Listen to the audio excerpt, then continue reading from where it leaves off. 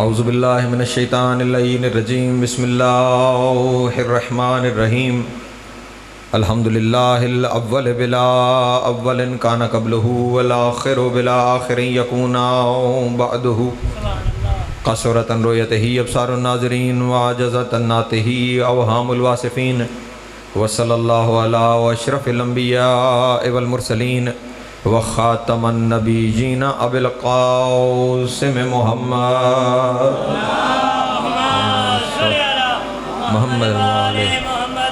وآلہ الطیبین الطاہرین المعصومین الشرفاء الذین اذهب اللہ عنہم الرجس وطہرہم تطہیرا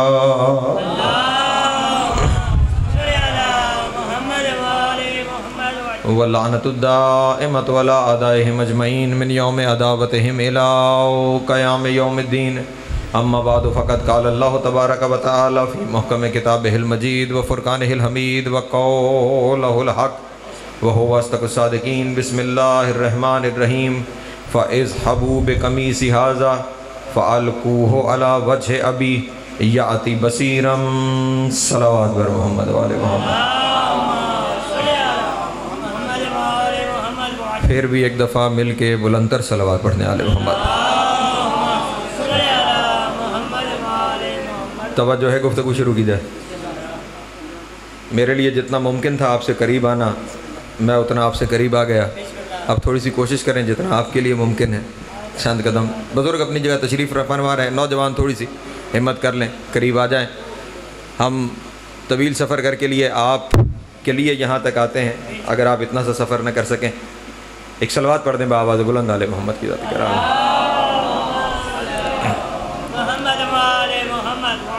سورہ یوسف سے ایک آیت تلاوت کرنے کا شرف حاصل کیا ہے۔ اس آیت کا پس منظر یہ ہے کہ برادران یوسف نے جناب یوسف کو ان کے والد حضرت یعقوب کی نگاہوں سے اوجھل کر دیا۔ جب بیٹا اپنے باپ سے دور ہوا تو قرآن کہتا ہے وَقَالَ يَا آسَفَ عَلَى يُوسُفَ، یوسف کا باپ بین کر کے کہتا تھا ہائے میرا یوسف۔ توجہ، یا آسف علی یوسف، نبی بین کر کے کہتا تھا ہائے میرا یوسف۔ توجہ توجہ توجہ اذان محترم۔ باپ کی نگاہوں سے بیٹا صرف اوجھل ہوا تھا اور یعقوب جانتے تھے کہ یوسف زندہ ہے، صرف نگاہوں سے اوجھل ہو گیا۔ باپ کہہ رہا ہے ہائے میرا یوسف۔ اللہ سلامت رہے، مولا آپ کو ذات عطا فرمائے۔ ہائے میرا یوسف، عجب بات ہے، نبی نے کہا ہائے میرا یوسف اور اللہ نے نہیں کہا کہ میرے نبی بدعت کیوں کر رہا ہے۔ سلامت رہے، مولا آپ کو ذات عطا فرمائے۔ جناب سید آپ کو سلامت رکھے۔ ہاں روایت تو ہے نہیں، قرآن کی آیت ہے جو آپ کے سامنے تلاوت کرنے کا شرف حاصل کیا ہے۔ جانا میں نے کسی اور منزل کی جانب ہے، چند نتیجے آپ کے سامنے پیش کرنے ہیں، لیکن واقعے کا پس منظر پہنچا دینا ضروری ہے۔ نبی نے کہا ہائے، اللہ نے نہیں کہا کہ بدعت کی ہے۔ جب اللہ ہائے کو بدعت نہیں کہتا تو ملا کو کس نے اجازت دی ہے کہ وہ بدعت کہے؟ سلامت رہے، مولا آپ کو ذات عطا فرمائے۔ جناب سید السلام علیکم۔ یا علی وآسف علی یوسف، ہائے میرا یوسف۔ اور صرف ہائے کہا نہیں، اتنا روئے کہ خداوند عالم نے ارشاد فرمایا وَبْيَضَتْ عَيْنَاهُ، اس کی آنکھیں سفید ہو گئی۔ رو رو کر آنکھیں سفید، کس لیے؟ وَبْيَضَتْ عَيْنَاهُ مِنَ الْحُزْنِ، غم کی وجہ سے، رونے کی وجہ سے اس کی آنکھیں سفید ہو گئیں۔ رونے کا ذکر کر کے اللہ نے فرمایا وَهُوَ كَظِيمٌ، وہ صبر کرنے والا تھا۔ ہائے ہائے ہائے ہائے، اللہ اکبر۔ جو پہنچ گئے مولا آپ کو سلامت رکھے۔ خداوند عالم ارشاد فرما رہا ہے اتنا رویا کہ آنکھیں غم سے سفید ہو گئیں، لیکن خدا کیا فرما رہا ہے؟ مدح کرتے ہوئے، یعقوب کی تعریف کرتے ہوئے کہ یہ رونے والا صبر کرنے والا ہے۔ اس کا مطلب رونا بے صبری نہیں، اللہ کی نگاہ میں صبر ہے۔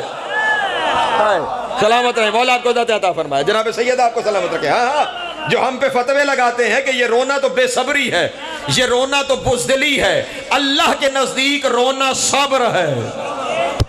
بلکہ اگر بہتر ترجمہ کروں نا، آپ ان جملوں پہ میرے ساتھ شامل ہو گئے، خداوند عالم نے ارشاد فرمایا فَهُوَ قَزِيمٌ، وہ کاظم ہے، وہ کاظم ہے۔ کاظم کسے کہتے ہیں؟ جو غصے کو پی جانے والا ہو، جو غصے کو پی جانے والا ہو۔ اس کا مطلب یہ ہوا کہ اللہ کی نظر میں رونے والا غصے کو پی جانے والا ہے، اور اللہ پسند کرتا ہے جو غصے کو پی جائے۔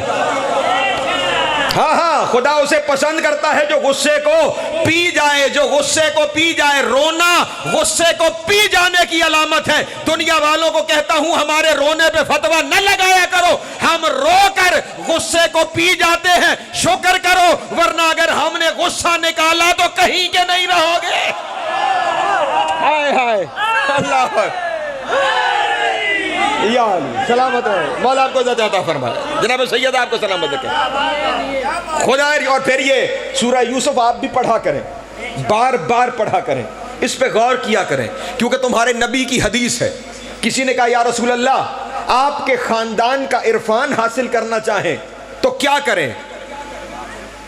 آپ کی معرفت حاصل کرنا چاہیں، اہل بیت کی معرفت حاصل کرنا چاہیں تو کیا کریں؟ رسول نے فرمایا بار بار سورہ یوسف کو پڑھا کرو، بار بار سورہ یوسف کو پڑھا کرو، تمہیں ہمارا عرفان حاصل ہوگا۔ میں نے کہا میں نے جانا کہیں اور ہے، لیکن کس وجہ سے رسول نے سورہ یوسف کا تذکرہ کیا؟ ایک جملہ کہہ کے اپنے موضوع کی طرف واپس آتا ہوں۔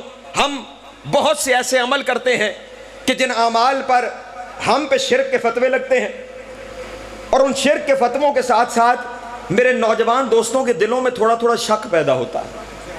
مثلا ہمارے ماتمی بزرگ نوجوان جب کہیں علم مبارک سامنے آ جائے تو علم کو جھک جاتے ہیں، پیشانی زمین پہ ٹیک دیتے ہیں، اسے تعظیم کا سجدہ کرتے ہیں۔ ذریعہ مبارک کے سامنے چلے گئے، جا کے تعظیم کا سجدہ کر لیا۔ جیسے ہی یہ عمل ہم سر انجام دیتے ہیں، ادھر سے فتویٰ آتا ہے کہ یہ شرک ہے۔ فتووں کی ہمیں پرواہ تو 14 صدیوں سے کبھی نہیں رہی، لیکن انسان ہے نا، دل میں ایک خیال پیدا ہوتا ہے کہ ایسا نہ ہو کہ کہیں یہ ٹھیک کہہ رہا ہو، اس کی بات کہیں ٹھیک ہی نہ ہو۔ تو ان کے لیے میں کہنا چاہتا ہوں یوسف کے سورت کو پڑھنا کیوں عرفان کو بڑھاتا ہے، کیوں عقیدہ مضبوط کرتا ہے۔ یوسف کے قصے میں لکھا ہے کہ ایک دن جناب یوسف نے اپنے بابا سے کہا الشمس والقمر وَأَحَدَ عَشْرَ كَوْكَبًا رَأَيْتَهُ لِي سَاجِدِينَ، میں نے دیکھا سورج، چاند اور 11 ستارے مجھے سجدہ کر رہے ہیں۔ ہائے ہائے اللہ اکبر، رأيتهم لِي سَاجِدِينَ، وہ مجھے سجدہ کر رہے ہیں، وہ مجھے سجدہ کر رہے ہیں۔ یہ بات یوسف نے باپ سے کہی، جو باپ اللہ کا نبی تھا۔ اگر غیر اللہ کو سجدہ حرام ہوتا تو نبی باپ بیٹے سے کہتا یہ بات نہ کر میرا بیٹا، یہ شرک ہے، کیونکہ سجدہ صرف اللہ کو ہے۔ لیکن نبی نے نبی بیٹے سے یہ نہیں کہا کہ سجدہ شرک ہے، پلٹ کر کہا یہ تیری نبوت کی دلیل ہے۔ ہائے ہائے اللہ اکبر، سلامت ہے، مولا عزت عطا فرمائے۔ ہاں ہاں، یہ تیری نبوت کی، اس کا ذکر بھائیوں سے نہ کرنا، یہ تیری نبوت کی دلیل ہے، اس کا ذکر بھائیوں سے نہ کرنا۔ اس کا مطلب یہ ہوا تعظیم کے سجدے منافقوں سے چھپانے چاہیے۔ ہاں ہاں، ورنہ وہ کچھ اور سوچنے لگتے ہیں۔ تو اس لیے یہ سورت کیا ہے؟ عرفان کا ذریعہ۔ یہاں سے بہت سے رستے تمہیں ملیں گے۔ بہرحال جہاں سے میں نے اپنی گفتگو کو شروع کیا تھا، جس جانب میں جانا چاہتا ہوں، آنکھیں سفید ہو گئیں۔ جناب یوسف کی آنکھیں، جناب یعقوب کی آنکھیں۔ پریشان تو نہیں ہو رہے آپ حضرات؟ ہاں، گرمی کا موسم ہے، جتنا آپ بول رہے ہیں مولا آپ کو سلامت رکھے۔ بس میں کوشش کروں گا کہ نتیجے اپنے دوستوں تک پہنچاتا رہوں۔ آنکھیں سفید ہو گئیں۔ پورا واقعہ پڑھوں تو مجلس اسی پہ ہوتی ہے۔ یوسف کے بھائی ملک کنعان فلسطین کے رہنے والے تھے، وہاں قحط پڑ گیا، وہ اناج لینے مصر آ گئے۔ مصر کے تخت پہ یوسف، جسے بھائیوں نے بیچا تھا، اسے خدا نے تخت پہ بٹھایا۔ ہائے ہائے. اس لیے دنیا والوں کے رویوں سے پریشان نہ ہوا کرو. جب وہ مہربان ہو جائے پھر لوگ جسے مٹا دیں اسے وہ اتنا اٹھاتا ہے کہ دنیا اس کے در پہ جھکتی ہے اور وہ ظلم کرنے والے بھی دروازے تک آ جاتے ہیں. بھائی آئے, پورا واقعہ پھر کہتا ہوں, پڑھوں تو پوری مجلس گزرے گی. ایک وقت پر پہلے بھائی بھائی کو نہ پہچان سکے. سورہ یوسف عرفان ہے. بھائی بھائی کو نہیں پہچان سکے. بھائی ہے, ایک ہی باپ کے بیٹے ہیں, سامنے بیٹھا ہے, نہیں پہچان رہے کہ یہ ہمارا یوسف ہے. یوسف کے بھائی یوسف کے سامنے یوسف کو دیکھتے ہوئے بھی نہ پہچانے, اسی کو شریعت میں غیبت کہا جاتا ہے. ہائے ہائے ہائے ہائے, اللہ اکبر. ہاں ہاں, اسی کو شریعت کی زبان میں غیبت کہا جاتا ہے. غیبت کا یہ مطلب نہیں کہ کوئی جا کر کہیں کسی پردے میں چھپ کے بیٹھ گیا. غیبت کا مطلب صرف اتنا ہے, سامنے ہے, پردہ اس پہ نہیں, تمہاری آنکھوں پہ ہے. اللہ اکبر. یا علی سلامت رہے, مولا آپ کو ذات عطا فرما. جناب سید آپ سب کو سلامت رکھیں. پردہ اس پہ نہیں ہے, پردہ ہماری آنکھوں پہ ہے کہ پہچان نہیں پا رہے, جیسے یوسف کے بھائی یوسف کو نہیں پہچان رہے. لیکن عجب یہ ہے, بھائیوں نے یوسف کو نہیں پہچانا, یوسف نے بھائیوں کو پہچانا. حالانکہ دونوں کے درمیان فاصلے کی مدت تو وہی تھی. جب جدا ہوئے تو ان کا بھی بچپنا, ان کا بھی بچپنا. اب جب ملے تو ان کی بھی جوانی, ان کی بھی جوانی. لیکن وہ نہیں پہچان سکے. اس نے پہچان لیا. کیوں؟ ان کی آنکھوں پہ پردہ تھا, لیکن یہ تو حجت تھا. حجت اپنی ریت کو پہچان لیتی ہے. بھائیوں کو پہچان لیا. پھر اپنا تعارف بھی کروایا, اور تعارف کروانے کے لیے وقت گزرا. 2 چکر لگوائے بھائیوں کو, بڑی مدت کے چکر لگوائے, اور پھر بتایا میں یوسف ہوں. اس کا مطلب حجت فوراً نہیں بتا دیتی کہ میں حجت ہوں. ہائے, وقت لگتا ہے. جب وقت آتا ہے مصلحت ہوتی ہے حجت کی, پھر حجت اپنا تعارف کرواتی ہے, میں یوسف ہوں. بھائیوں کو اپنے کیے پہ شرمندگی ہوئی. باپ کا حال بیان کیا کہ باپ آپ کی محبت میں رو رو کر آنکھیں سفید کر بیٹھا ہے, بینائی چلی گئی ہے. اب توجہ پھر مجھے چاہیے. سورہ یوسف عرفان ہے. بابا کی آنکھیں رو رو کر سفید ہو گئی ہیں. اب بابا کو دکھائی کچھ نہیں دیتا. توجہ فرمائیے گا, ہونا یہ چاہیے تھا. یوسف اللہ کا نبی تھا. دونوں ہاتھ اٹھاتا اور ہاتھوں کو اٹھا کے کہتا, میرے اللہ میرے بابا کو بینائی دے دے, میرے بابا کی آنکھیں واپس پلٹا دے. خدا کی قسم کوئی کسی پھٹی ہوئی کتاب میں نہیں دکھا سکتا کہ جناب یوسف نے دعا مانگی ہو کہ میرے اللہ میرے بابا کی آنکھیں پلٹا دے, بینائی میرے بابا کو دے دے. بلکہ فوراً اپنے بھائیوں سے کہا, فَإِذْهَبُوا بِقَمِيصِ هَذَا, جاؤ یہ میری قمیص لے جاؤ.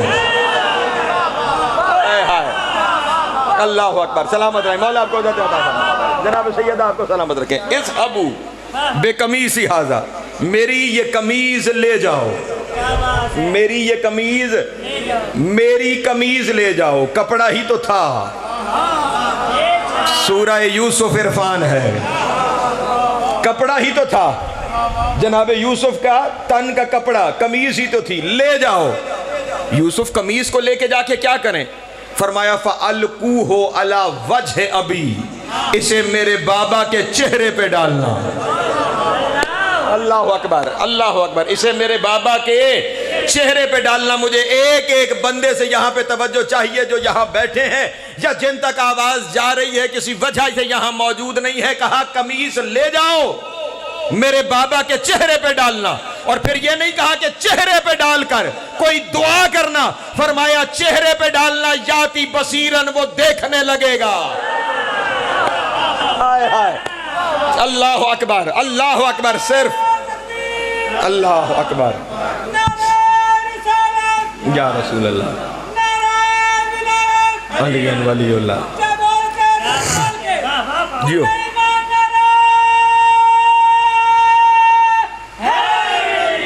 या अली, सलामत रहे, मौला आपको ज़ात अता फरमाए। कमीज ले जाओ, ले जाकर मेरे बाबा के, हालांकि बाप भी नबी है, मेरी कमीज को मेरे बाबा के चेहरे पे डालना, उसके बाद करना कुछ नहीं, याती बसीरन, वो देखने लगेंगे, वो बसीर हो जाएंगे, उनकी बीनाई पलट आएगी। इसका मतलब हुज्जत से कपड़ा मंसूब हो जाए। जाके मेरा जुमला सुनना, हुज्जत से कपड़ा मंसूब हो जाए। वो शिफा भी बांटता है, वो बीनाई भी बांटता है, और किसे बीनाई दे रहा है? हुज्जत से मंसूब हुआ कपड़ा नबी को शिफा दे रहा है। तो जिस हुज्जत से मंसूब कपड़ा नबी को शिफा दे, अगर उम्मती मांग ले, हाय हाय, सलामत रहे, मौला आपको ज़ात अता फरमाए। जिनके हाथ उठ गए, मौला आपको सलामत रखे, जिंदगी दराज हो आपकी। हाँ हाँ, नबी की कमीज नबी को शिफा दे रही है। तो अगर नबी निस्बत से शिफा ले सकता है तो उम्मत को क्यों नहीं मिल सकती? हालांकि वो तो बाप था।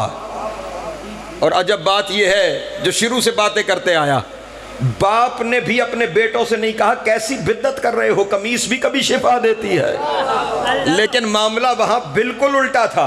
अब ये कमीज याकूब तक पहुंची नहीं थी, और याकूब ने वहां फलस्तीन में बैठ के कहा था, मुझे यूसुफ की खुशबू आ रही है। हाय हाय, हाँ, मुझे यूसुफ की खुशबू आ रही है। ये पाकीज़ा घरानों का तरीका होता है, वो खुशबू सूंघ लेते हैं। हाय, नहीं, शायद पहुंचे नहीं। कोई मंजर याद आया? चादर के नीचे कोई आया था, बाहर से आने वाला हर एक कहता था, मुझे खुशबू आ रही है। सलामत रहे, मौला आपको बिस्मिल्लाह। एक सलवात पढ़े बावाज़ बुलंद आले मोहम्मद की ज़ात करम। जनाब ज़ीशान आलम साहब तशरीफ ले आए, मुझे इजाज़त है अपने हिस्से की चंद बातें। यूसुफ की खुशबू महसूस की, कमीज आंखों पे आई, शिफा मिल गई। नबी देखने लगा, जिनकी निस्बत से कपड़े नबूवतों को बसीरत देने लगे। हाय हाय, ठीक यहां तक आपको लेके किसी वजह से आया था। यूसुफ की कमीज से बिनाई मिल गई याकूब को। कुरान में यह वाकया दर्ज हो गया। चौधरी साहब, कुरान में यह वाकया दर्ज हो गया। पढ़ने वालों ने पढ़ा, मानने वालों ने माना, यकीन करने वालों ने आजमाया। हाय हाय, सलामत रहे, मौला आपको इज़्ज़त अता फरमाए। हाँ, मैं अभी आपकी जिस वजह से मैंने कहा ये सारी तमहीद बांध के आया, एक शायर था जिसकी आले मोहम्मद से बड़ी खसूसी निस्बत थी और आले मोहम्मद उससे बड़ी मोहब्बत फरमाते थे। नाम था उसका दाबल, दाबल खिजाई। हर एक आप में से उसके नाम से अच्छी तरह वाकिफ होगा। ये मेरे मौला के पास हज़रत इमाम अली रज़ा अलैहिस्सलाम, ये शुरू इसलिए किया कि ये महीना खसूसियत के साथ इन दोनों बहन भाइयों से निस्बत रखता है, कोम वाली शहज़ादी के साथ और इमाम रज़ा वाली है खुरासान के साथ। यकम ज़िकात शहज़ादी की आमद है, 11 ज़िकात मेरे मौला की आमद है, फिर 23 ज़िकात मेरे मौला की शहादत है। तो ये पूरा महीना इन दोनों बहन भाइयों से रब्त रखता है, इसलिए मैंने इस गुफ्तगू को शुरू किया। एक सलवात पढ़े बावाज़ बुलंद आले मोहम्मद। शामिल है ना आप साथ मेरे, परेशान तो नहीं है? हाँ, शामिल रहें फिर नतीजे देखते चले जाइए। दाबल आया और उसने कहा कि मौला आपकी शान में कसीदा लिखा है, औकात तो नहीं कि मैं आपके फ़ज़ाइल पढ़ूं। बंदा कहाँ उसके फ़ज़ाइल पढ़ सकता है जिसका ज़ाकिर खुदा हो? हमारे बस में तो नहीं है, लेकिन जितना इरफान है, जितना जानते हैं, उतनी कोशिश इसलिए करते हैं कि आप हमारे गवाह हो जाएं कि हमने कोशिश की थी कि कुछ आपके बारे में बयान करें और जो हुक्म वहाँ से हुआ था उस हुक्म में शामिल हो जाएं। जिक्र वो करता है, हम भी चंद जुमले कह के उसके साथ शरीक हो जाएं। नहीं, जुमला जहाँ था वह पहुँचा नहीं है। आले मोहम्मद का वो वाहिद घराना है جس گھرانے کے ساتھ وابستہ چیزوں میں لا شریک بندوں کو شریک کرتا ہے۔ کبھی سوچئے گا گھر جا کے رات کو اگر بستر پہ لیٹ کے اسے سوچئے گا اگر کلئی کھلی کوئی تو فقیر کے لیے دعا کر دیجئے گا۔ وہ لا شریک بندوں کو ان کے معاملے میں بندوں کے درجات بڑھانے کے لیے شریک کرتا ہے۔ وہ آپ کے قصیدے پڑھتا ہے، وہ آپ کا ذاکر ہے، اس نے آپ کی شان میں قرآن ہی بھیج دیا۔ ہاں ہم بھی کوشش کرتے ہیں۔ اس نے 156 اشعار کا قصیدہ امام رضا علیہ السلام پہ، امام کے سامنے کیا ان کی قسمت ہوگی اور کیا ان کا نصیب ہوگا جو وجہ اللہ کے سامنے وجہ اللہ کی تعریف کرے۔ سلامت رہے، مولا آپ کو عزت عطا فرمائے۔ اور یہاں پر میں اپنے ذاکرین عظام سے بھی، اپنے محترم سامعین سے بھی اکثر یہ عرض کیا کرتا ہوں کہ جب ہم بھی ممبر سے بیان کرتے ہیں اور میرا اور آپ میں سے ہر ایک کا یہ عقیدہ ہے کہ ہمارے درمیان 14 اور ہوں نہ ہوں مجلس میں موجود ہے، جب مجلس میں موجود ہے نا پھر ہم پڑھنے والوں کو ایسے پڑھنا چاہیے جیسے ان کی کچہری میں پڑھ رہے ہیں، اور آپ بیٹھنے والوں کو ایسے بیٹھنا چاہیے جیسے ان کی کچہری میں بیٹھے ہیں۔ ہاں میری تو کوشش یہ ہوتی ہے کہ بس اسی طرح ذکر کروں کہ جیسے ان کے حضور میں ذکر ہو رہا ہو۔ ٹھیک، اس نے امام کے سامنے قصیدہ پڑھا۔ امام علیہ السلام نے بھائی ذیشان عالم اسے 100 دینار، درہم نہیں دینار دیے کہ یہ لو، سونے کا ہوتا تھا، سونے کا، سونے کے 100 سکے، سونے کے 100 سکے۔ اس زمانے میں اس ایک سکے کا وزن 1 تولے سے زیادہ ہوتا تھا۔ توجہ ہے؟ ہاں آج فتوے لگانے والے ذرا امام کی سیرت پہ غور کر لیں۔ ایک صلوات پڑھ دے بآواز بلند عالم۔ امام نے وہ دیے، اس نے ہاتھ باندھ کے وہ واپس کیے اور واپس کر کے کہا مولا مال و دولت کی ضرورت نہیں، ایک دن مر جانا ہے، مرتے ہوئے کفن پہننا پڑتا ہے، اگر مناسب سمجھے نا مجھے میرے کفن کے لیے قمیض دے دیں۔ آئے ہائے، توجہ توجہ توجہ، جہاں قمیض سے میں نے بات شروع کی تھی، مجھے قمیض دے دیجئے تاکہ میری آخرت کا سامان ہو جائے۔ امام نے قمیض بھی دے دی، درہم بھی دے دی، دینار بھی دے دیے کہ دینار بھی لے جا۔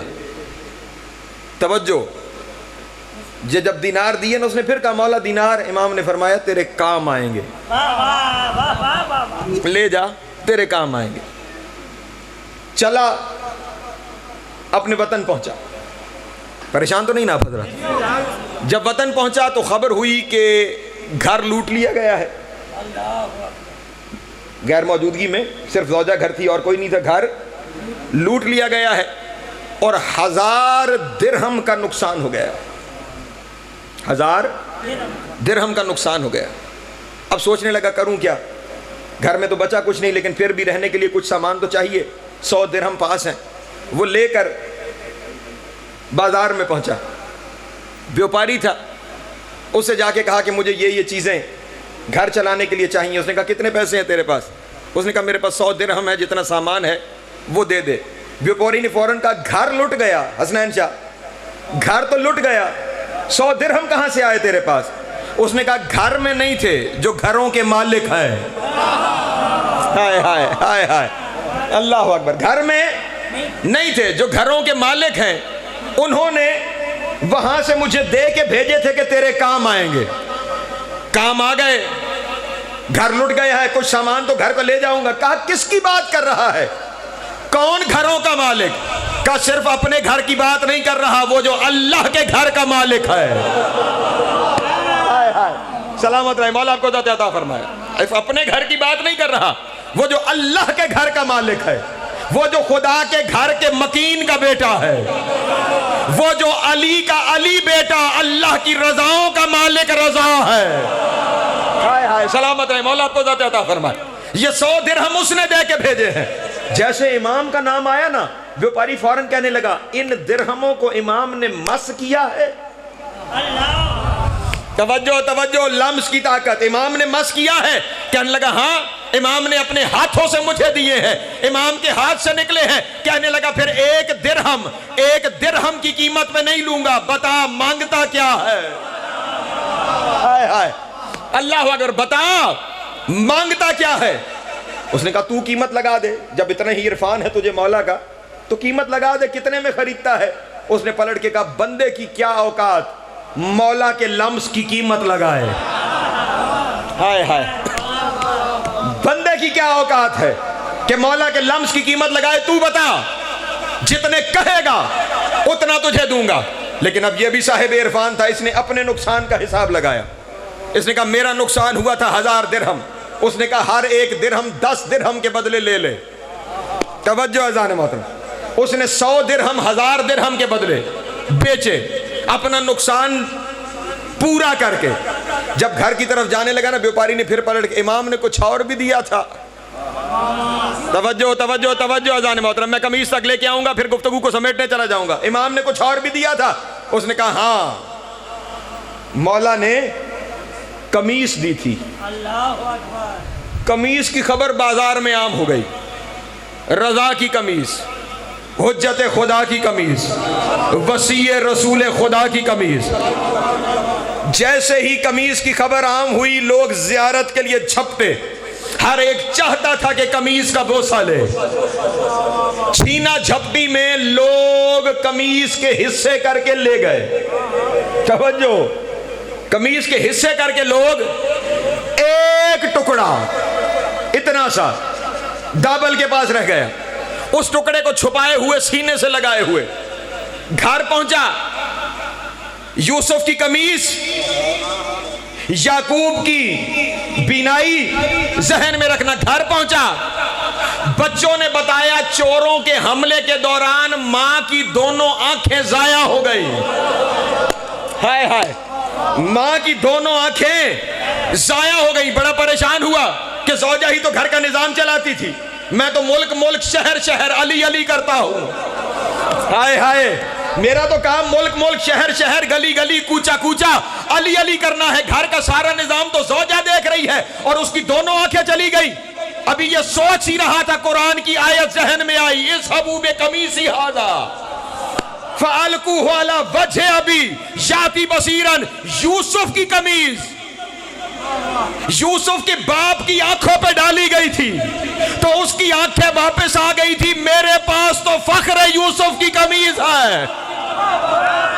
ہائے ہائے ہائے ہائے، اللہ اکبر، سلامت رہے، مولا آپ کو ذات عطا فرمائے۔ میرے پاس، لیکن یقین، میرے پاس تو فخر یوسف کی قمیص ہے۔ اگر یوسف کی قمیص یعقوب کو آنکھیں دے سکتی تھی تو یہ یوسف زہرا ہے، یہ فخر یوسف ہے، اس کی قمیص شفا کیوں نہیں دے گی؟ یقین رکھتے ہوئے اس نے قمیص کا ٹکڑا اپنی زوجہ کی آنکھوں پہ ڈالا، ضائع ہوئی آنکھیں واپس آئیں، دیکھنے لگی۔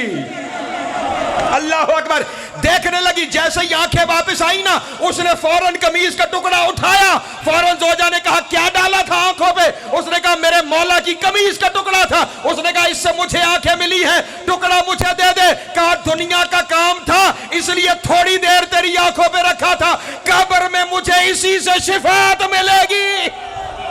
اللہ اکبر، اللہ اکبر، سلامت رہے، مولا آپ کو ذات عطا فرمائے۔ جناب سید آپ کو سلام۔ یہ امام رؤوف ہے اپنے چاہنے والوں کے لیے۔ خدا کی قسم میں عجیب منزل پہ آ گیا اور میرے اپنے رونگٹے کھڑے ہیں۔ رؤوف کہتے ہیں مہربان کو، اور وہ مہربان جس کی مہربانی کی حد ہی نہ ہو۔ قرآن مجید نے خدا نے اپنے آپ کو رؤوف کہا ہے، اس کے بعد پھر میرے مولا رضا کو رؤوف کہا گیا۔ کتنا مہربان ہے، دو مثالیں مہربانی کی دے دوں اگر آپ ساتھ ہیں میرے۔ ایک ناسبی آیا میرے مولا کے پاس، بلکہ ناسبی کا تذکرہ بعد میں کرتا ہوں، پہلے موالی کا کر دوں۔ موالی نے آ کے کہا مولا محشر سے ڈر لگتا ہے۔ توجہ ہے، محشر سے ڈر لگتا ہے، اللہ جانے ہمارا بنے گا کیا۔ امام نے کچھ نہیں کہا سوائے ایک جملے کے، ہمیں چاہتا ہے۔ توجہ اذان بہت، ہمیں चाहता है? उसने कहा मौला चाहता तो हूँ, मोहब्बत तो करता हूँ। कहा सुन फिर आ, मैं तुझे महशर का एक काफिला दिखाता हूँ। तवज्जो अज़ान मोहतरम। इमाम ने फरमाया रऊफ़, इमाम ने फरमाया सुन, रोज़े महशर हमारे दादा अली का हाथ रसूल के दामन में होगा। तवज्जो, हमारे दादा अली का हाथ रसूल के। इससे पहले भी एक जुमला है लेकिन वो क्योंकि तशरीह तलब है इसलिए उसकी तफसील में नहीं जा रहा, चलो कह देता हूँ, कभी वक्त हुआ तो तशरीह कर दूंगा। फरमाया हमारे जद रसूल का हाथ खुदा के दामन में होगा और हमारे जद अली का हाथ रसूल के दामन में होगा और हमारे जद हसन का हाथ हमारे जद अली के दामन में होगा और इमाम हुसैन का हाथ इमाम हसन के दामन में होगा और सैयदुस साजिदीन का हाथ इमाम हुसैन के दामन में होगा, इमाम बाकिर का हाथ सैयदुस साजिदीन के दामन में होगा, इमाम सादिक का हाथ इमाम बाकिर के दामन में होगा, इमाम काजिम का हाथ इमाम जाफर के दामन में होगा, मेरा हाथ मेरे बाबा काजिम के दामन में होगा और मेरे शियों का हाथ मेरे दामन में होगा। फिर जिधर ये काफिला जाएगा, अल्लाह अकबर, अल्लाह अकबर, सलामत रहे, मौला आपको इज़्ज़त अता फरमाए। जिधर ये काफिला जाएगा उधर हमारे जानने चाहने वाले चलते चले जाएंगे। नासबी एक बैठा, ये मंजर देख रहा था, हसनैन शाह दूर का सफर करके आए हो, फौरन अब जब मोमिन की शान बयान होना तो नासबी के दिलों में हाँ चुटकियां भरने लगती हैं और परेशान होकर चाहते हैं कि कोई तरीका हो, लेकिन इमाम कितने रऊफ हैं, तुमसे मोहब्बत कितनी करते हैं, बस यही बता के समेट लेना है मैंने अपना बयान। नासबी ने आके कहा सरकार आपका चाहने वाला अगर गुनहगार हो तो फिर भी जन्नत में जाएगा। इमाम ने उसकी तरफ देखना भी पसंद नहीं किया, सर को झुकाए हुए फरमाया हाँ जन्नत में जाएगा।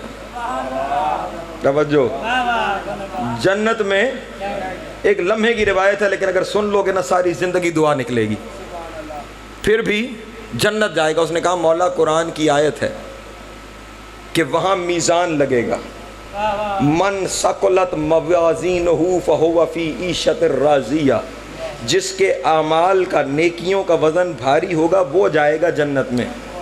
व मन खफ़्फ़त मवाज़ीनुहु, और जिसके गुनाहों का वज़न ज़्यादा हो जाएगा वो जहन्नुम में जाएगा। तो अगर आपके शियों की नेकियों का वज़न कम हुआ और गुनाहों का वज़न ज़्यादा हुआ तो फिर क्या होगा? इमाम ने फरमाया कोई बात नहीं, हम अपनी नेकियां उसके नामा आमाल में डालें। हाय हाय,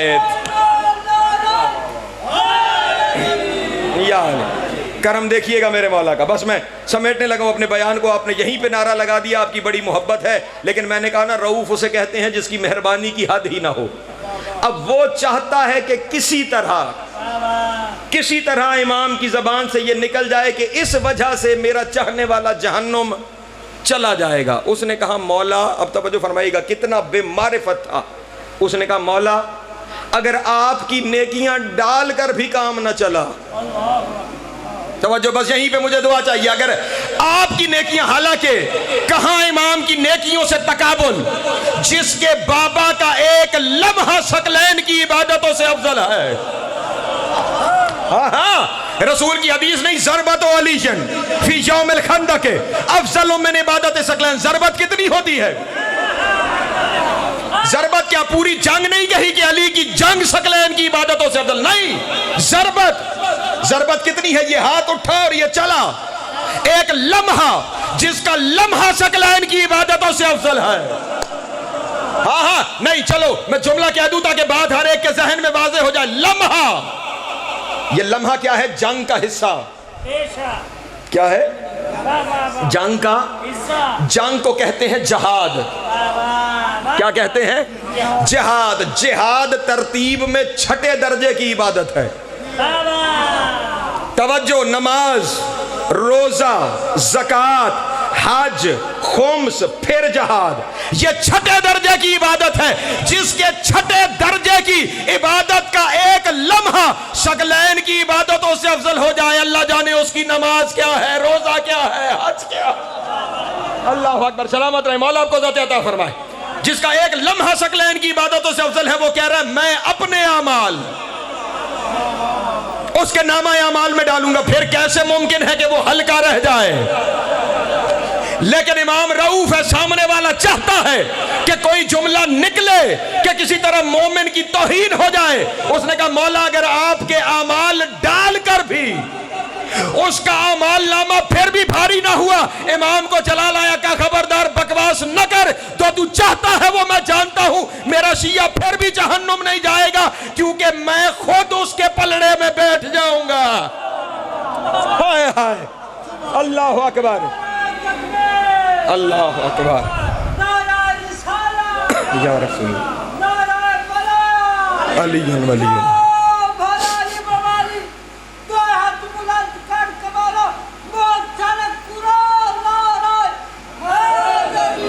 یا علی۔ جیو سلامت رہو، مولا تمہیں عزت عطا فرمائے۔ بس سمیٹ لیا میں نے بیان۔ صرف کتنا رؤوف ہے، خدا کی قسم اتنی روایتیں میرے سامنے آ رہی ہیں، پڑھتا جاؤں شام یہی پہ ہو جائے گی۔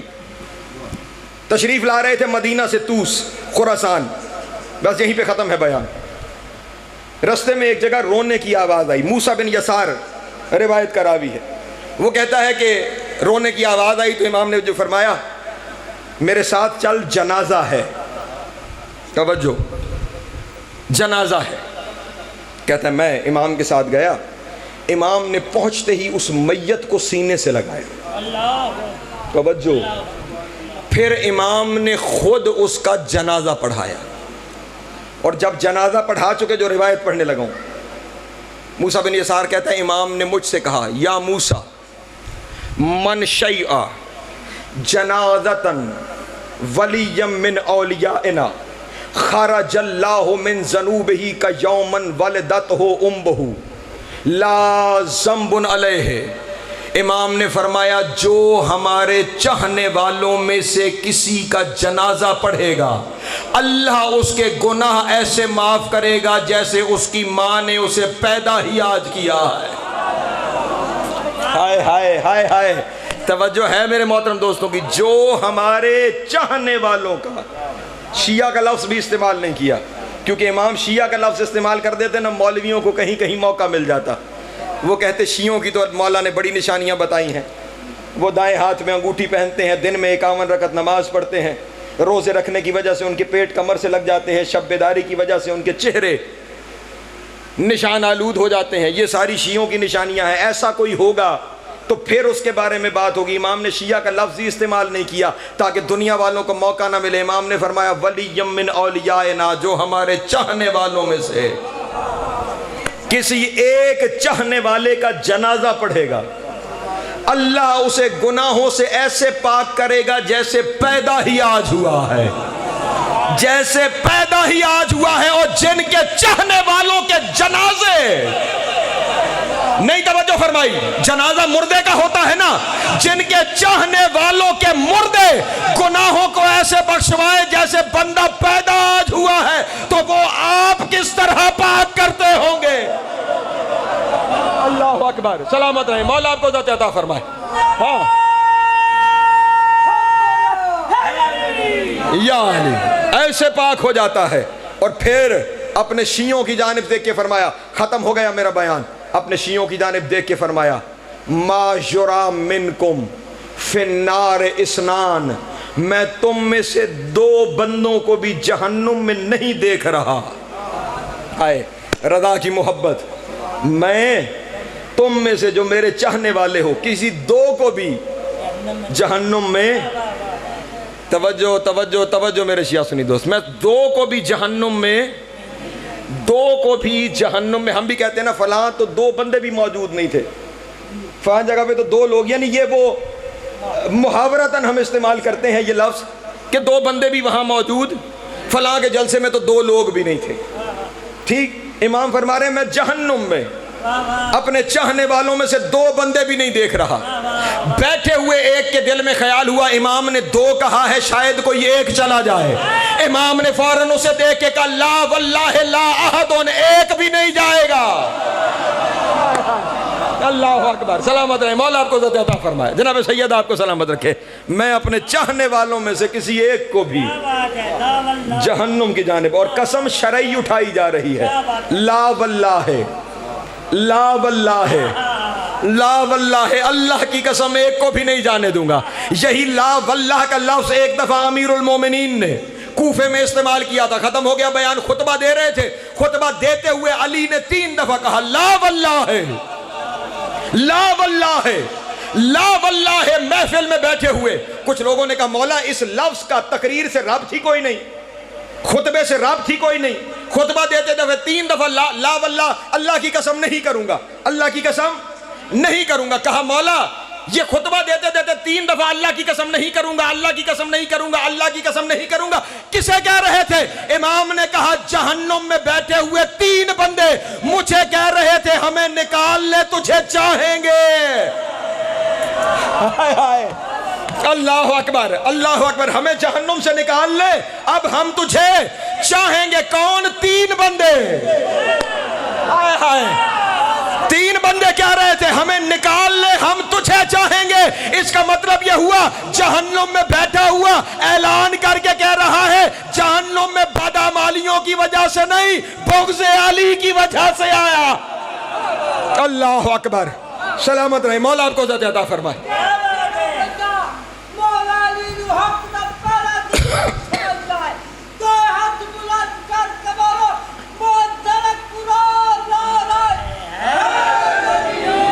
یا علی, لا واللہ, نہیں نکالوں گا. جملہ کہہ دوں اپنے محترم دوستوں کے سامنے, ایک صلوات پڑھ دے بآواز بلند. آئے بابا جی, بسم اللہ. پھر بھی ایک درود پڑھ دیں عالم. بس توجہ میری جانب, میں نے تقریر ختم کر دی تھی. سید کے اعزاز میں آخری جملہ اور سمیٹ لیا میں نے اپنا بیان. وہ جو جہنم میں بیٹھے ہوئے تھے وہ کس سے کہہ رہے ہیں ہمیں نکالو؟ علی مولا سے, کہ ہمیں جہنم سے نکال لو.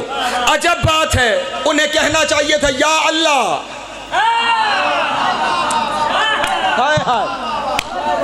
یا اللہ ہمیں جہنم سے نکال, لیکن یا اللہ نہیں کہہ رہے, وہاں پہ بیٹھ کے کہہ رہے یا علی ہمیں جہنم سے نکال. اس کا مطلب یہ ہوا دنیا میں پتہ چلے نہ چلے, آخرت میں پتہ چل جاتا ہے جنت جہنم دیتا کون ہے. اللہ اکبر, سلامت رہے, مولا آپ کو عزت عطا فرمائے. ہمیں نکالیے. وہاں یہ بھی سمجھ آ گئی نکالنے کا اختیار کس کا ہے, نکال سکتا کون ہے, یہاں سے لے جا سکتا کون ہے. سارے ایسے آ رہے, ذیشان بھائی مجھے معافی دینا جن کے اعزاز میں ایک جملہ کہنا پڑ رہا ہے. ایک صلوات پڑھیں بآواز بلند. آؤ جی,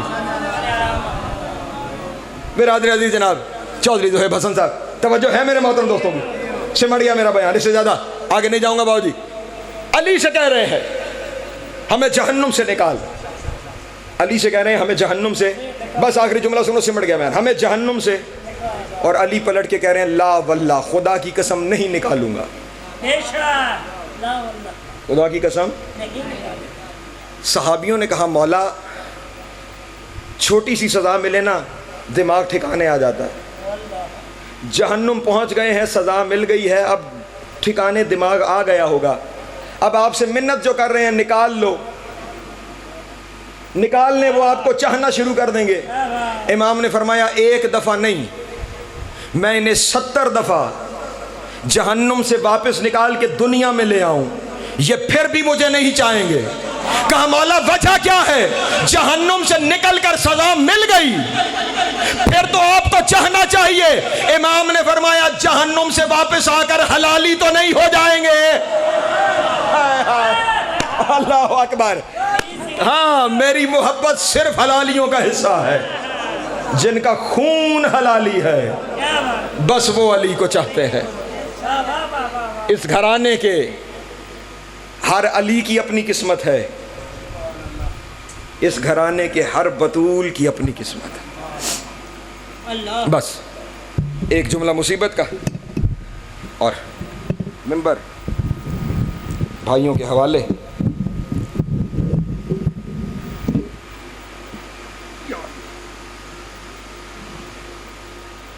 یہ سارا نظام تبدیل کرنے پہ معذرت چاہتا ہوں، آپ کے قریب آنا چاہ رہا تھا۔ شام کا بازار اور علی کی بیٹیاں، ہاں ساری زندگی رونے کے لیے بس یہ ایک لفظ کافی ہے، اس سے زیادہ کچھ نہ بھی کہا جائے تو مومن کا دل اتنا نرم ہوتا ہے کہ اسی بات پہ آنسو جاری ہو جاتے ہیں۔ میں ابھی 3-4 دن ہوئے زیارات سے واپس آیا، بلکہ واپس آنے کے بعد یہ پہلی حاضری آپ کے سامنے ہی دے رہا ہوں۔ آج 1400 سال بعد بھی سفر اتنا مشکل ہے کہ مرد گھبرا جاتے ہیں۔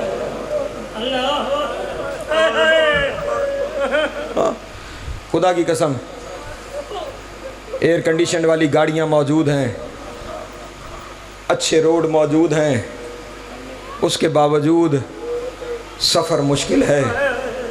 اللہ جانے گرم دوپہر، بے پلان اونٹ، اور پھر کون؟ علی کی بیٹی۔ بس ایک ہی لفظ، ایک منظر سامنے آ گیا، وہی بیان کروں گا آپ کے سامنے۔ 16 رمضان، بس یہ جو بیان ہوتا ہے ان کی رضا سے بیان ہوتا ہے، چاہ کچھ اور رہا تھا، لفظ کچھ اور سامنے آ گئے۔ رمضان کی 16 تاریخ تھی، کیونکہ ابھی کوفے کا ذکر ہو رہا تھا۔ امام نے، امیر کائنات نے، یہ 40 ہجری کے رمضان کی بات کر رہا ہوں، کاش یہ رمضان تاریخ میں نہ ہوتا، پردیس میں علی کی بیٹیاں یتیم نہ ہوتی۔ 16 رمضان مغربین کی نماز امیر کائنات نے مسجد کوفہ میں پڑھائی۔ نماز تمام ہوئی، لوگ افطار کے لیے اپنے اپنے گھروں کو روانہ ہوئے۔ جاتے ہوئے لوگوں کو میرے مولا نے بلا کر کہا، سنو، جب گھر جاؤ گے نا، اگر مناسب ہو تو اپنے گھر کی عورتوں کو میرے گھر بھیج دینا، میں نے ان سے کوئی بات کرنی ہے۔ جیسے کہا نا، عورتوں کو مناسب سمجھو تو میرے گھر بھیج دینا۔ موالیوں نے ہاتھ جوڑے اور کہا، مولا ایسا کیوں فرمایا کہ مناسب سمجھو؟ تو آپ حکم فرمائیں، آپ کی کنیزیں ہیں، فوراً آپ کے گھر حاضر ہو جائیں گی۔ امام کی آنکھوں میں آنسو آ گئے، یہ لفظ سن کر اللہ جانے کون سا منظر ذہن میں تھا۔ امام کی آنکھوں میں آنسو آ گئے، لوگ گھر چلے گئے، امام اپنے گھر آئے، کنیز کو بلایا اور بلا کر کہا، سن، آج صحن میں اتنی قندیلیں روشن کر کہ زمین پہ چلتی ہوئی چونٹی بھی دکھائی دے۔ خیال رہے کہ یہ وہ علی ہے جو مغرب کے بعد اپنے گھر میں ایک سے زیادہ چراغ جلانا مناسب نہیں سمجھتا۔ وہ علی کنیز سے کہہ رہے ہیں، اتنی قندیلیں روشن کر، چلتی ہوئی چونٹی بھی نظر آئے۔ قندیلیں روشن ہو گئیں، کنیز نے کہا، آقا قندیلیں روشن ہو گئیں۔ امام نے منظر دیکھا، دیکھنے کے بعد فرمایا، ایک اور قندیل صحن کے درمیان میں روشن کر تاکہ روشنی اور بڑھ جائے۔ قندیل اور روشن ہو گئی، عورتیں آنے لگیں، یوں صحن کی دیوار کے ساتھ چاروں جانب عورتیں بیٹھنے لگیں۔ جب ساری عورتیں آ گئیں نا، کنیز نے آ کر میرے آقا سے کہا، مولا کنیزیں حاضر ہو گئی ہیں۔ امام نے کہا، اب جاؤ میری بیٹی کو بلا کے لے آؤ، میری عالیہ کو بلا کے لے آؤ۔ کنیز گئی، شہزادی کو بلا کر لائی۔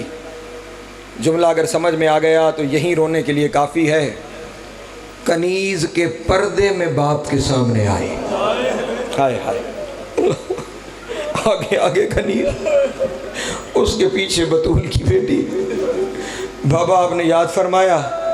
کہا، ہاں میری بیٹی، میں نے بلایا ہے، یہ دیکھو وہ جہاں صحن کے درمیان زیادہ روشنی ہے نا، وہاں بیٹھ جاؤ۔